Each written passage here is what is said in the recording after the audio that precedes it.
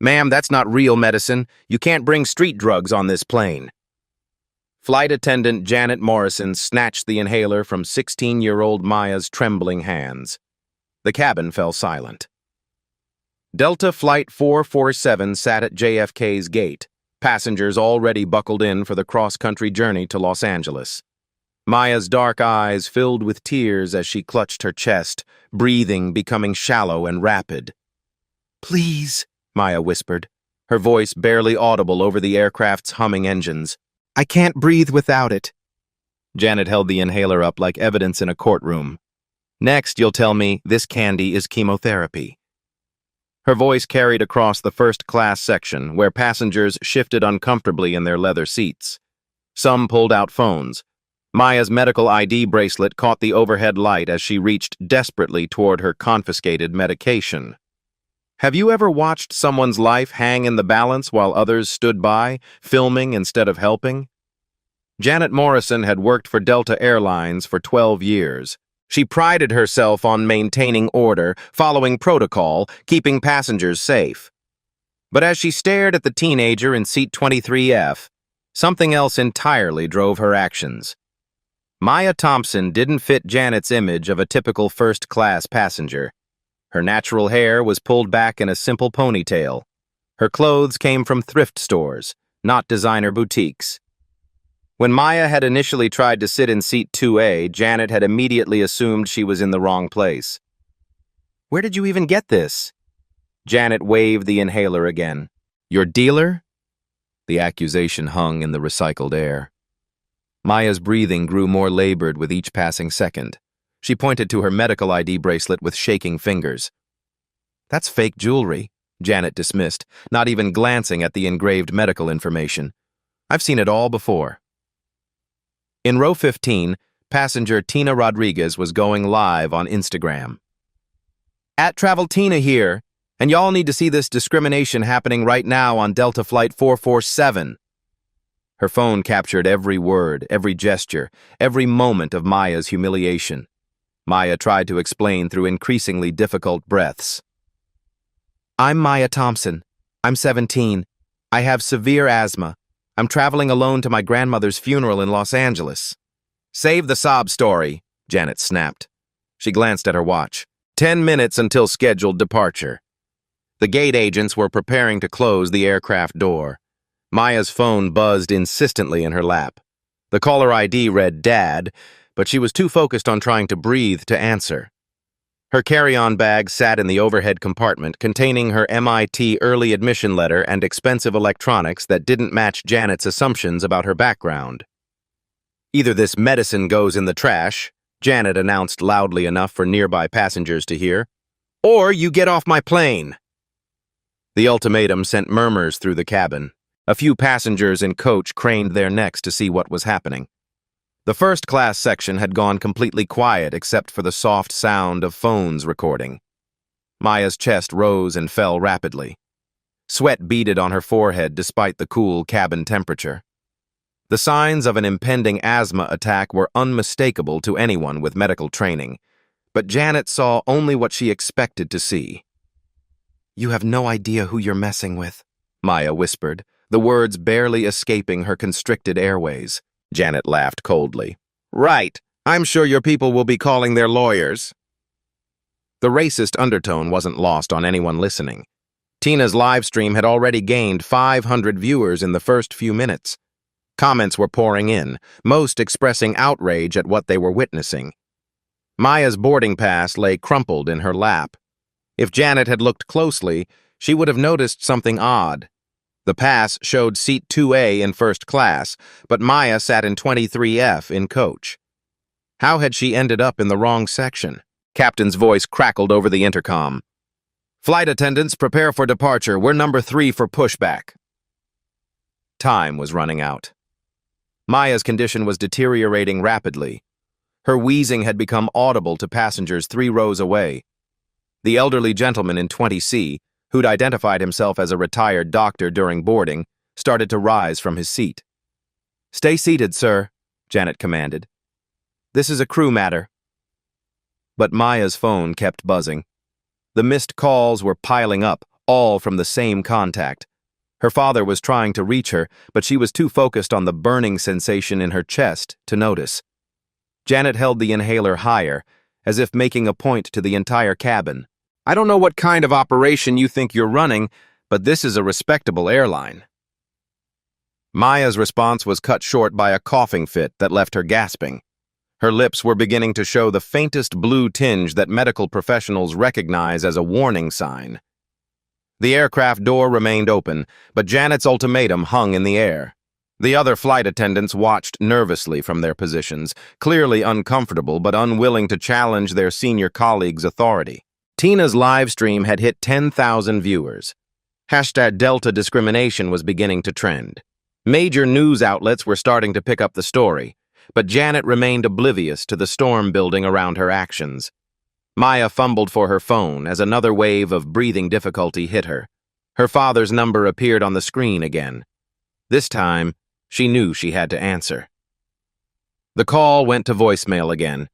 Maya's phone slipped from her trembling fingers as another coughing fit seized her small frame. Janet watched with growing irritation, not recognizing the medical emergency unfolding before her eyes. "Drama queen," Janet muttered, loud enough for the first-class passengers to hear. Several shifted uncomfortably, their phones now openly recording the confrontation. Maria Santos, the flight supervisor, boarded the aircraft at gate level. Her radio crackled with urgent communications she couldn't quite make out over the cabin noise. Something about priority passenger and corporate notification, but the words were fragmented. "What's the situation?" Maria asked Janet quietly, hoping to contain whatever was escalating. "Passenger in 23F trying to bring narcotics aboard," Janet explained with practiced authority. "Claims it's an inhaler, but look at her. Classic drug user behavior." Maria glanced at Maya, who was now leaning forward in her seat, struggling to draw breath. The teenager's condition was visibly worsening, but Janet's confidence seemed unshakable. "Did you check her medical documentation?" Maria asked. "Fake bracelet, sob story about asthma," Janet dismissed. "I've been doing this for 12 years. I know a con when I see one." Meanwhile, Tina's live stream had exploded. 50,000 viewers were now watching in real time. Comments flooded the screen faster than anyone could read them. "Let Maya Breathe" was gaining momentum across multiple platforms. Dr. Henry Chen, the retired physician in 20C, couldn't remain silent any longer. "Excuse me, but that young lady is showing signs of severe respiratory distress.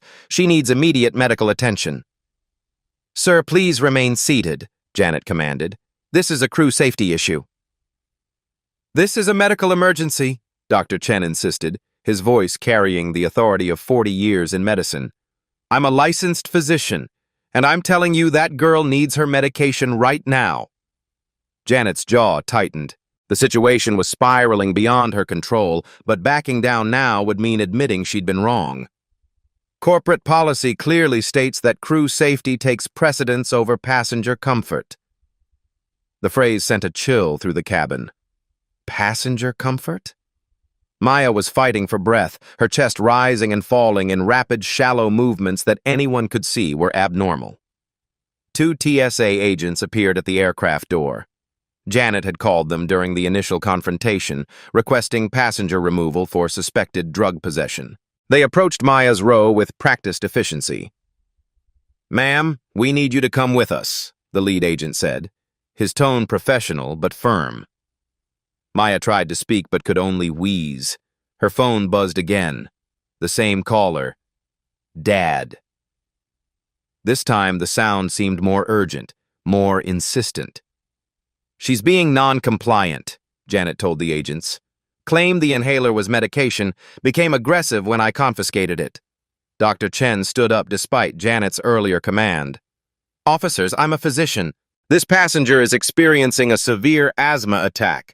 She's not being non-compliant. She's in medical distress." The agents looked between Janet and the doctor, uncertainty flickering across their faces. Maya's condition was impossible to ignore now. Her breathing had become audibly labored, and sweat soaked through her shirt.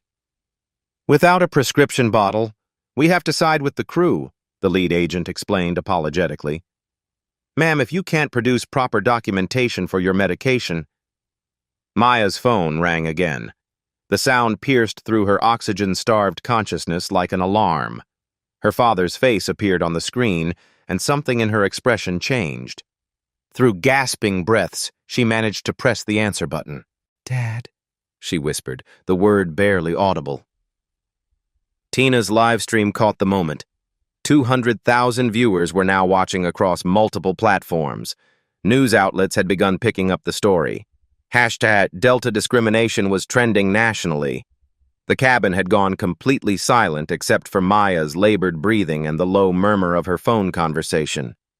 Passengers strained to hear what was being said, but Maya's voice was too weak to carry.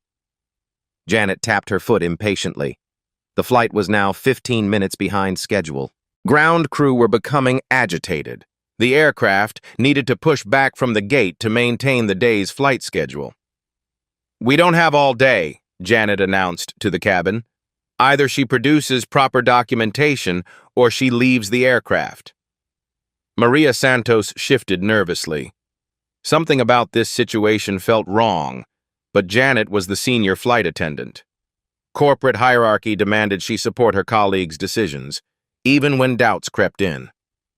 Maya's phone conversation continued in hushed, desperate tones. The passengers around her could make out fragments. "They won't let me," and "Please help," and what sounded like Flight 447. Dr. Chen tried once more. "I can verify this is a legitimate medical device. I've seen thousands of inhalers in my career. This is clearly..." "Sir, you are not authorized to make that determination on this aircraft." Janet cut him off. "Only properly documented medications are permitted." The TSA agents stood awkwardly in the aisle. Maya's condition was deteriorating before their eyes, but protocol demanded they follow the crew's lead. Without official medical documentation, they had no choice but to treat the situation as Janet had described it. Maya's breathing became increasingly shallow. The blue tinge around her lips was now visible to everyone in the surrounding rows. Dr. Chen's medical training screamed at him to intervene, but the TSA agents blocked his path. "This is insane," someone whispered from first class. "Can't you see she's sick?" Janet whirled around. "Anyone who interferes with crew operations will be removed from this aircraft." The threat silenced the murmurs, but phones continued recording. The live stream audience had grown to massive proportions. Major news networks were now monitoring the situation in real time. Maya's phone conversation grew more urgent. Though her words were barely audible, the tone conveyed desperation mixed with something else. Hope, perhaps? Or was it something more powerful? The aircraft door remained open, but time was running out. Janet's ultimatum hung in the air like a sword. Maya had to choose. Leave the aircraft without her life-saving medication, or somehow convince everyone she wasn't the drug-seeking teenager Janet believed her to be. Her phone buzzed with one final incoming call. The same caller, Dad. This time, Maya's trembling finger moved decisively toward the answer button. Whatever was about to happen, this phone call would change everything. Maya's finger trembled as she accepted the call. The cabin noise seemed to fade as she brought the phone to her ear. Her breathing still labored, but her eyes suddenly focused with new determination. "Dad," she gasped, her voice barely a whisper but somehow carrying in the silent aircraft. "They won't let me use my inhaler." The response from the phone was immediate and clear, though muffled. Maya's expression shifted from desperation to something resembling relief. She looked up at Janet, then at the TSA agents, then back at her phone. "He wants to talk to you," Maya said, extending her phone toward Janet. "On speaker." Janet rolled her eyes dramatically. "I'm not talking to your—" "Put me on speaker, Maya." The voice from the phone was calm, authoritative, and carried the unmistakable tone of someone accustomed to being obeyed. Even through the tiny speaker, it commanded attention. Maya's shaking finger found the speaker button. The voice filled the cabin, clear and professional.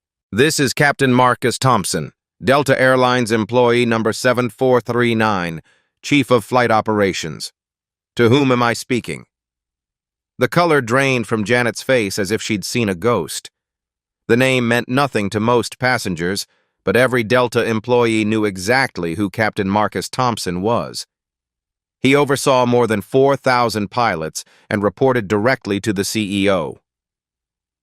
Sir, this is Janet Morrison, flight attendant, employee ID 47291, she stammered, her earlier confidence evaporating. There seems to be some misunderstanding. Janet Morrison, Captain Thompson's voice carried clearly through the cabin. You're currently denying my daughter access to her prescribed asthma medication. Is that correct? The word daughter hit the cabin like a physical force. Passengers looked between Maya and the phone with growing understanding. Janet's mouth opened and closed soundlessly, like a fish gasping for air. Maya managed a small smile through her breathing difficulties, the first smile she'd shown since boarding the aircraft. Sir, I was following standard protocol for unverified medications, Janet tried to explain, but her voice lacked conviction. Janet, there is no protocol for denying life-saving medication to minors, Captain Thompson replied, his tone remaining dangerously calm. You are currently violating federal regulations under the Americans with Disabilities Act, Delta's medical accommodation policies, and basic human decency. The TSA agents exchanged glances. The situation had just become exponentially more complicated. They were no longer dealing with a suspected drug possession case. They were witnessing potential corporate negligence in real time. Maria Santos stepped forward, her face pale. She recognized the gravity of what was unfolding. Captain Thompson wasn't just any pilot. He was one of the most powerful figures in the airline industry. Captain Thompson, sir, this is Maria Santos, flight supervisor.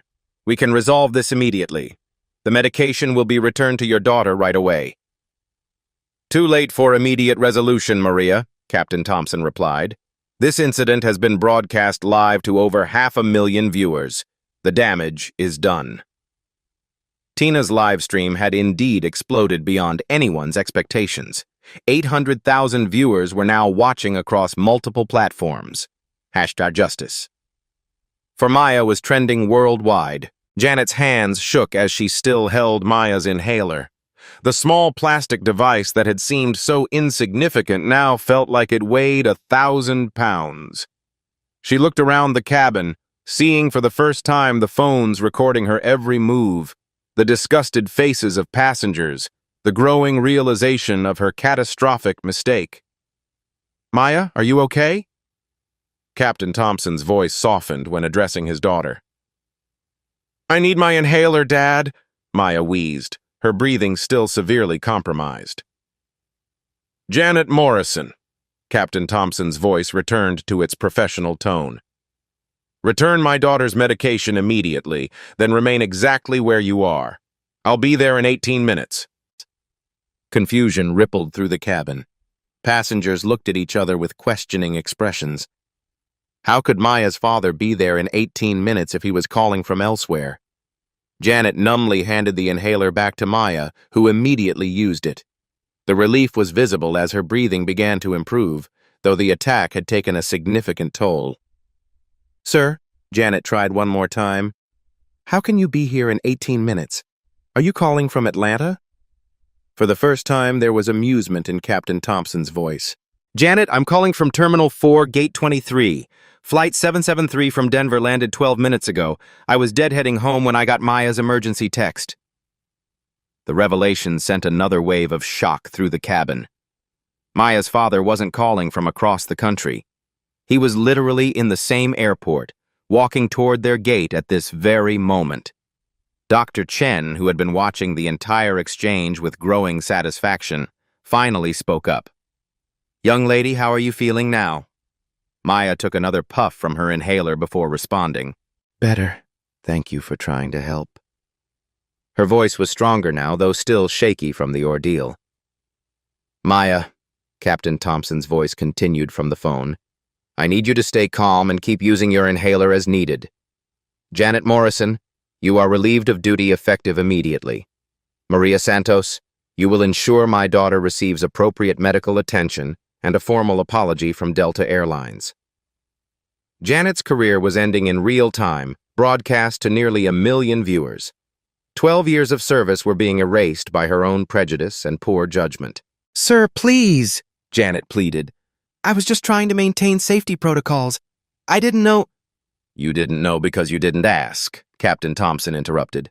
You made assumptions based on my daughter's appearance, ignored her medical identification, dismissed a licensed physician's assessment, and created a hostile environment that could have killed her. The cabin was so quiet that Maya's improved but still labored breathing was audible to everyone. Passengers who had been recording now watched with a mixture of satisfaction and horror at witnessing someone's career destruction in real time. "Maya, I'm at the jet bridge now," Captain Thompson announced. "I'll be boarding in 60 seconds. The aircraft door, which had remained open throughout the confrontation, suddenly seemed to take on new significance. Everyone's eyes turned toward the entrance, waiting for the arrival of the man who had just turned their flight into a viral sensation and a corporate crisis. Janet Morrison stood frozen in the aisle, still wearing her wings and uniform, but no longer possessing the authority they represented. Her 12-year career was over, ended by 18 minutes of discrimination that would be replayed millions of times across social media. Maya took another breath from her inhaler, her color beginning to return to normal. She looked at the phone in her hand, then at Janet, then toward the aircraft door where her father would soon appear. Dad, she said into the phone. thank you. "Always, baby girl," came the reply. "Now let's show these people what accountability looks like." The footsteps on the jet bridge were clearly audible now. Captain Marcus Thompson was about to board Flight 447, and nothing would ever be the same. The footsteps stopped at the aircraft door. Captain Marcus Thompson appeared in full Delta uniform, his presence immediately commanding the attention of every person on board. At 6'3", with 25 years of aviation authority radiating from every gesture, he filled the doorway like a force of nature. The cabin fell into absolute silence except for the steady hum of the aircraft's electrical systems. Even Maya's breathing, though much improved, seemed loud in the hushed atmosphere. Captain Thompson's eyes swept the cabin, taking in the scene methodically. The recording phones, the uncomfortable passengers, the TSA agent still standing awkwardly in the aisle, and finally his daughter in seat 23F, still pale but breathing normally with her inhaler clutched in her hands. "Maya," he said softly, his voice carrying clearly in the silence. "How do you feel?" Much better now, Dad, she replied, her voice stronger than it had been in 30 minutes. Captain Thompson nodded, then turned his attention to Janet Morrison. She stood frozen in the aisle, her face ashen, her 12 years of service about to be scrutinized by one of the most powerful men in commercial aviation. "Janet Morrison, Employee ID 47291, Captain Thompson began, his voice returning to its professional tone. do you understand the magnitude of what you've done? Janet's mouth moved soundlessly for a moment before she found her voice. "Sir, I was following protocols for passenger safety." "Stop!" Captain Thompson's command cut through her excuse like a blade. "Let me explain what you've actually done, using facts rather than justifications."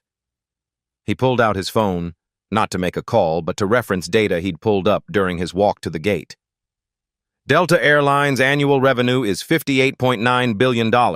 The average settlement for discrimination lawsuits in the airline industry is $2.3 million. Your annual salary is $63,000. The numbers landed with mathematical precision. You have potentially cost this company more than your lifetime earnings in 18 minutes. The passengers listened with rapt attention. Many were still recording, knowing they were witnessing something unprecedented in commercial aviation. "But the financial exposure is secondary," Captain Thompson continued.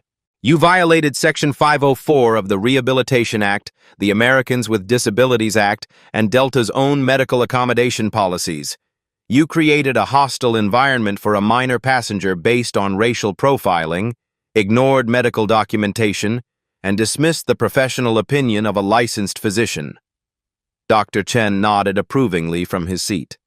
Everything Captain Thompson said was legally accurate and devastating. "Sir," Maria Santos interjected nervously, "we can resolve this situation with appropriate apologies and accommodations." Captain Thompson turned his attention to the flight supervisor. "Maria, this incident has been broadcast live to over 1 million viewers. It's trending on every major social platform. CNN, Fox News, and NBC have already picked up the story. There is no containing this situation." As if summoned by his words, his phone buzzed with an incoming call. The display showed CEO Ed Bastian. Captain Thompson declined the call and continued addressing the cabin. "Janet, you have created what we call in corporate terms a career-limiting event," he said, his tone remaining eerily calm. "You have two choices, and you have 60 seconds to decide." The ultimatum hung in the air like smoke. Every phone in the cabin was recording this moment of corporate justice unfolding in real time. Choice 1, immediate resignation with a neutral reference. You leave this aircraft right now, turn in your wings and badge, and never work for Delta Airlines again. But you might find employment with another carrier eventually. Janet's breathing had become almost as labored as Maya's had been earlier, but for entirely different reasons. Choice 2, termination for cause. Permanent blacklist from all major airlines, personal liability for any discrimination lawsuit damages, federal civil rights violation on your employment record. Captain Thompson paused.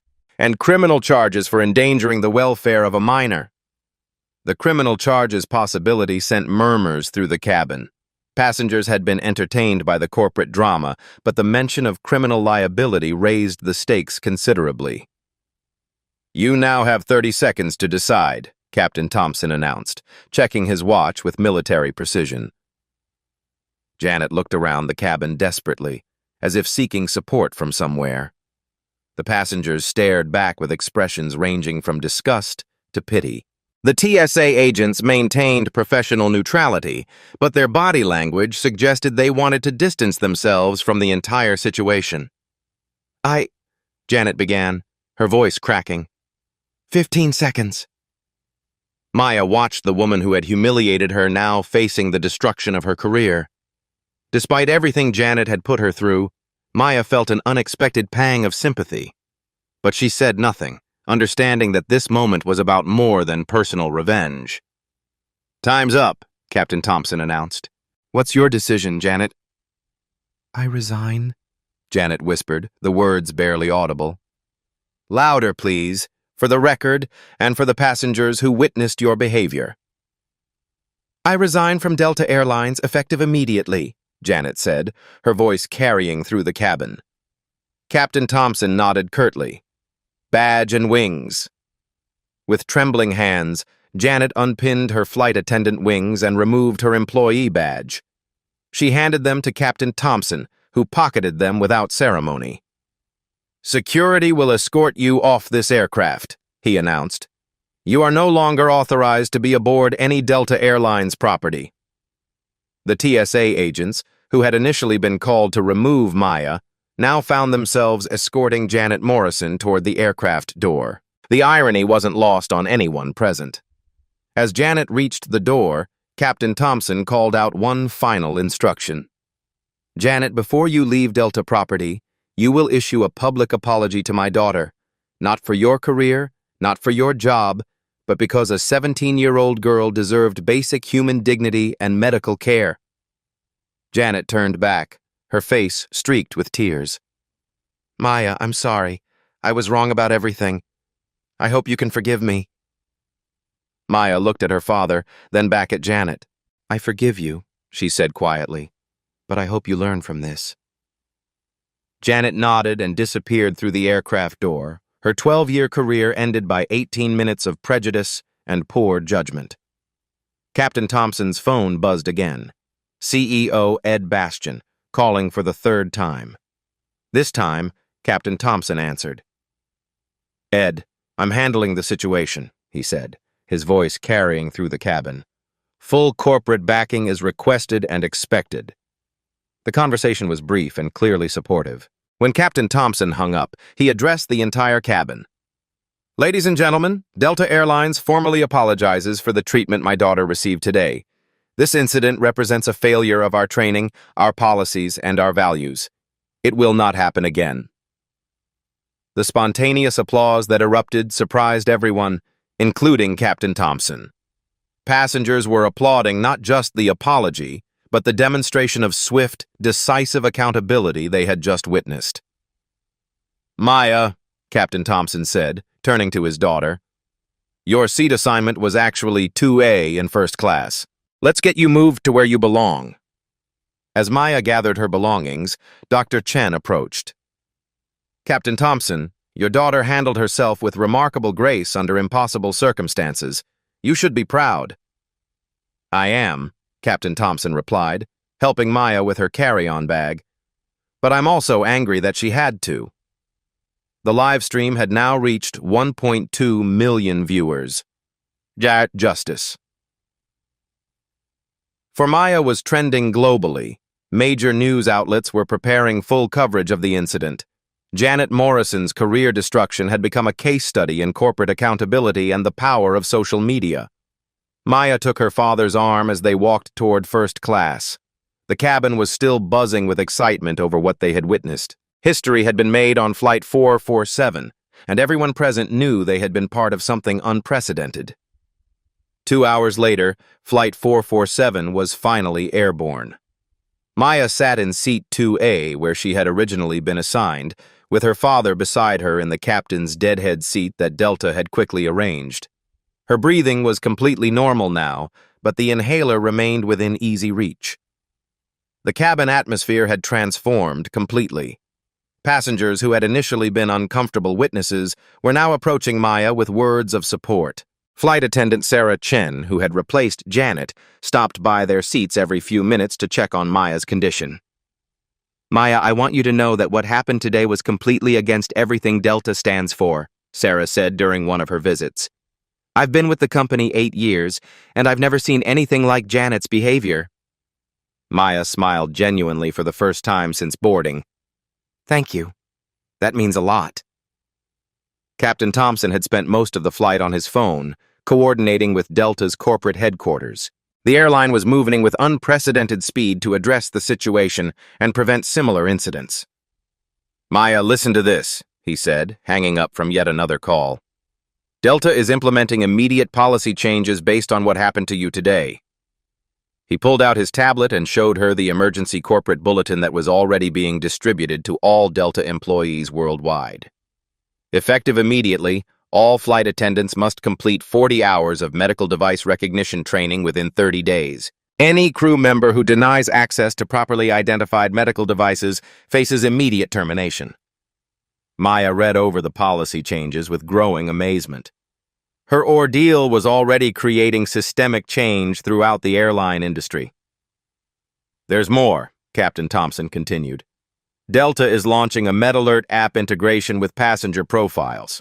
When passengers check in, they can register their medical devices and conditions. The information will be immediately available to all crew members." The technology solution addressed exactly the kind of ignorance and assumptions that had led to Maya's humiliation. No future passenger would have to endure what she had experienced. "Dad, this is incredible," Maya said, scrolling through the policy updates. "But what about other airlines?" "Already happening," Captain Thompson replied with satisfaction. "American, United, and Southwest have all contacted Delta requesting copies of these new policies. Your 18 minutes of hell are going to protect thousands of passengers." Dr. Chen, who had been following the developments from his seat, approached during the meal service. "Maya, I want you to know that I've contacted the American Medical Association about what happened today. We're developing standardized medical identification protocols for all commercial aviation." The ripple effects were expanding beyond Delta, beyond commercial aviation, into the broader healthcare and civil rights communities. Maya's story was becoming a catalyst for change across multiple industries. Tina Rodriguez, the passenger who had live-streamed the entire incident, stopped by their seats near the end of the flight. Maya, my video has been viewed over 15 million times. The comments are incredible. People are sharing their own stories of discrimination, talking about change, demanding accountability. What happened to Janet? Maya asked quietly. Last I heard, she was trying to get a job at a retail store in Queens, Tina replied. No airline will touch her. The video is the first thing that comes up when you Google her name. Maya felt a complex mix of emotions about Janet's fate. Justice had been served, but the destruction of someone's livelihood still felt heavy. Maya, her father said, sensing her conflicted feelings. What happened to Janet was the consequence of her choices, not your actions. You handled yourself with more grace than most adults would have. As Flight 447 began its descent into Los Angeles, Maya reflected on how completely her life had changed in a single day. She was no longer just a teenager flying to her grandmother's funeral. She had become the face of a movement, the catalyst for industry-wide reform, and a symbol of quiet strength in the face of injustice. 6 months after Flight 447, Maya Thompson stood before a congressional subcommittee on transportation and civil rights, testifying about discrimination in commercial aviation. The MIT freshman had become one of the most recognizable voices in the fight for passenger rights. The changes implemented after my experience have reduced medical discrimination complaints by 78% across Delta Airlines, Maya told the assembled congressman. But the real victory isn't in the numbers.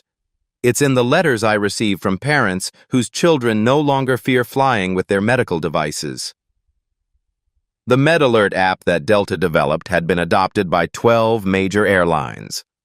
Janet Morrison's career destruction had become a case study in corporate accountability taught in business schools nationwide. Captain Marcus Thompson had been promoted to Vice President of Inclusive Operations, overseeing similar reforms across the entire airline industry.